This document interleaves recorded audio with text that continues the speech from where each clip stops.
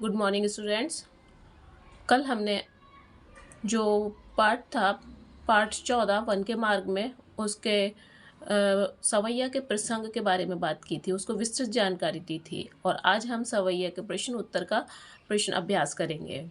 तो चलिए शुरू करते हैं। सबसे पहला क्वेश्चन दिया है कि नगर से बाहर निकलकर 2 पग चलने के बाद सीता जी की क्या दशा हुई।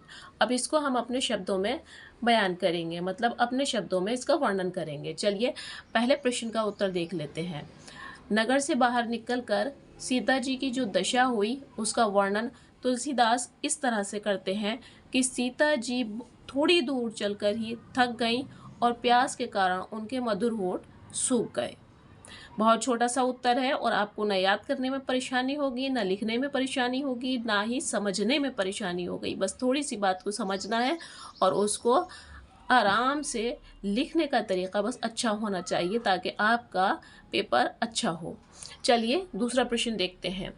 अब और कितनी दूर चलना है? पर्णकुटी कहाँ बनाइएगा? किसने किससे पूछा और क्यों? प्रश्न 2 का उत्तर हम इस प्रकार लिखेंगे। कुछ दूर चलने के पश्चात सीता जी राम जी से पूछती हैं, अब और कितनी दूर चलना है और पर्णकुटी कहाँ बनाइएगा। तो इसमें एक लाइन जो है वो मैं लिखना भूल गई हूँ, उसे आप पूर्ण करिएगा। उसमें लिखना है क्योंकि वह बहुत थक चुकी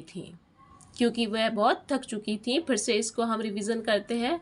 कुछ दूर चलने के पश्चात सीता जी राम जी से पूछती हैं, अब और कितनी दूर चलना है और पर्णकुटी कहाँ बनाएंगे, क्योंकि सीता जी थक चुकी थी। प्रश्न नंबर 3 देखते हैं कि राम ने थकी हुई सीता की सहायता कैसे की या क्या सहायता की। तो इसका उत्तर इस प्रकार लिखेंगे। सीता जी को थका हुआ देखकर श्री राम माता सीता के पैर से कांटा निकालने का अभिनय करने लगे ताकि उन्हें कुछ आराम मिल जाए। कुछ शब्दों में ही सिर्फ इन उत्तरों को प्रो दिया गया है और किसी भी छात्र को कोई परेशानी दिक्कत का सामना नहीं करना पड़ेगा। उम्मीद है सभी को समझ में आएगा। प्रश्न नंबर 4 देखते हैं हम। दोनों सवैया के प्रसंगों में अंतर स्पष्ट करो। अब यहाँ पर प्रश्न नंबर 4 में उन्होंने दोनों सवैया के प्रसंगों का अंतर मांगा है। अगर हम इसको अपने शब्दों से हट के लिखें, थोड़ा सा अपने शब्द जो हमने शॉर्ट करके लिखे हैं उससे अलग लिखे तो ये बड़ा हो जाएगा। लेकिन हमने आपकी जो परेशानी को देखते हुए कि 6 क्लास के बच्चे बहुत छोटे होते हैं और कोशिश करते हैं, टीचर से कहते हैं कि मैम या सर छोटा करिए, इसे छोटा कर दीजिए, शॉर्ट आंसर बनाइए, तो उस लिहाज से इसे शॉर्ट करके लिखा है। तो चलिए कैसे लिखा है। पहले सवैया में सीता जी को थका हुआ दिखाया गया है और श्री राम उनके लिए व्याकुल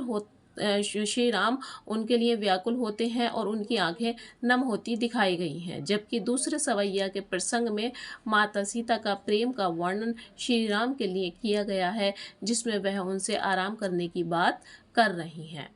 तो ये बस चंद अल्फाजों में ये पूर्ण हो चुका है।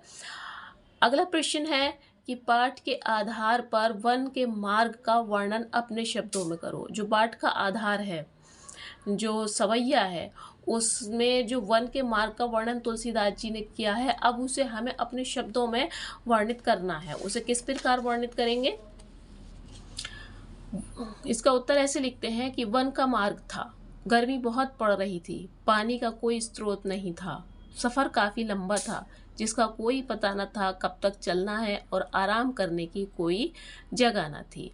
तो इस प्रकार इसके जो सवैया के प्रश्न 5 हैं, उन 5 प्रश्नों का शॉर्ट करके बहुत छोटे से शब्दों में इकट्ठा करके प्रो करके वो प्रश्न के उत्तर तैयार किए गए हैं। उम्मीद है कि सभी छात्रों को समझ में आए हों और मेरे वीडियो को समझ में अगर आया हो तो लाइक, शेयर और सब्सक्राइब ज़रूर करिएगा। तब तक के लिए गुड लक, गुड बाय।